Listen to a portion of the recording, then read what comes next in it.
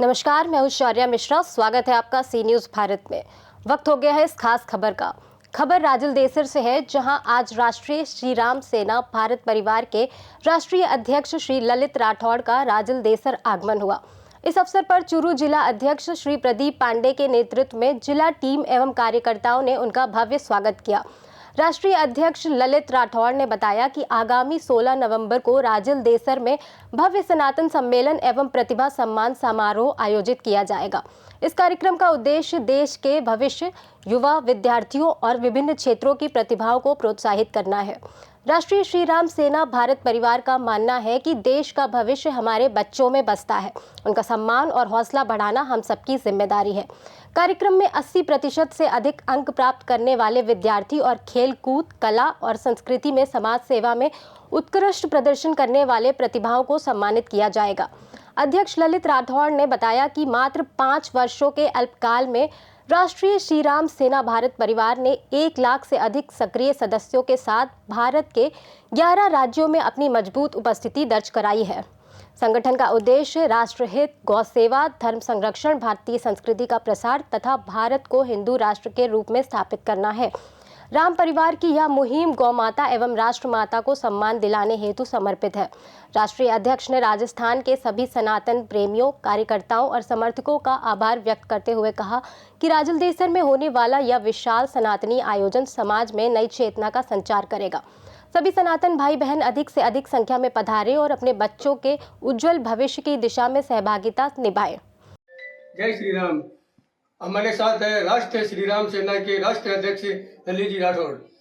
ललित जी, सबसे पहले तो राजलदेसर की पावन धरा पे आपका स्वागत है। बहुत बहुत धन्यवाद। ललित जी, आप हमें राष्ट्रीय श्री राम सेना की आगे की रणनीति के बारे में बताइए, क्या है?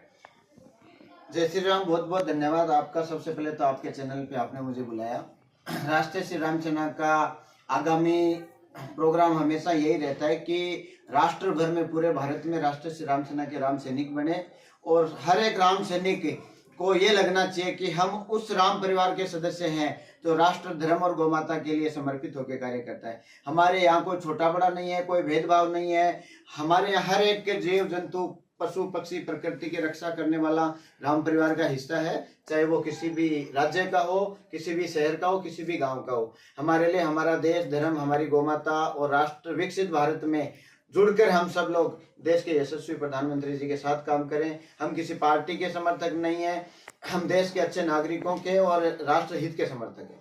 ललित जी, राष्ट्रीय श्री राम सेना का परिवार भारत में कहाँ कहाँ तक फैला है, उसके बारे में आप बताइए। राष्ट्रीय श्री राम सेना परिवार बहुत ही कम समय में, मात्र अल्प समय में, मात्र 5 साल में हिंदुस्तान के 11 स्टेट में है, जिनमें से आप राजस्थान से इससे मुहिम की शुरुआत हुई थी।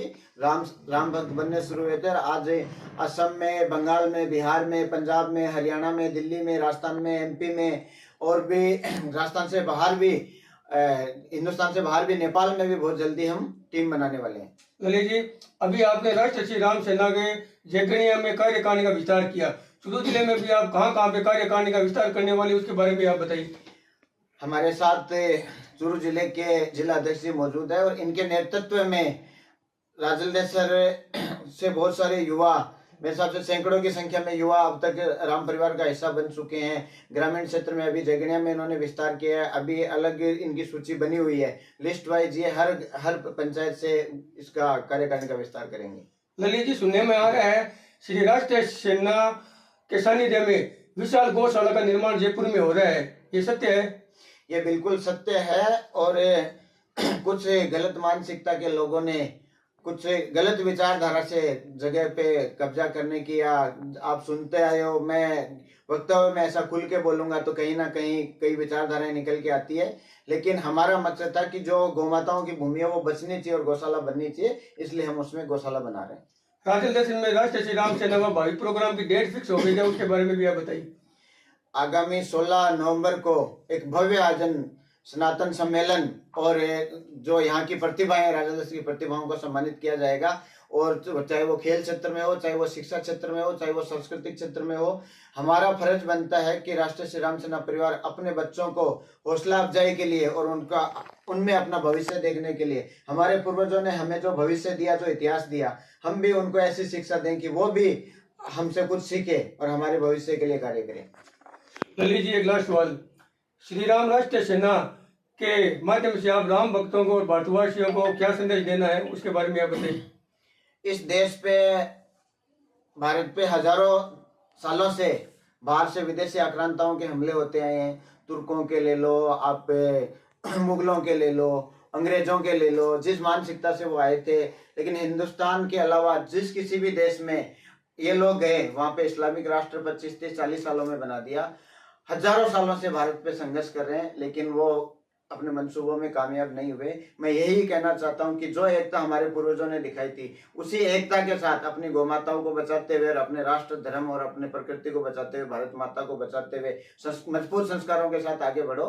इस भारत का कोई कुछ नहीं बिगाड़ सकता। यही भारत है जो विश्व गुरु था, और यही भारत है जो देश के यशस्वी प्रधानमंत्री नरेंद्र मोदी जी और परम संत योगी आदित्यनाथ जी के सानिध्य में विश्व गुरु बनेगा। चूरू राजल देसर से सी न्यूज संवाददाता पवन शर्मा की रिपोर्ट। इस भव्य स्वागत और आगामी कार्यक्रम से राजल देसर में सनातनी चेतना को मजबूती मिलेगी और युवाओं प्रतिभाओं को प्रोत्साहन मिलने के साथ साथ समाज में सकारात्मक संदेश का संचार होगा। इस खास रिपोर्ट में फिलहाल इतना ही। देश और दुनिया की तमाम बड़ी खबरों के लिए बने रहिए सी न्यूज भारत के साथ। हर खबर आपके साथ, आपके हाथ।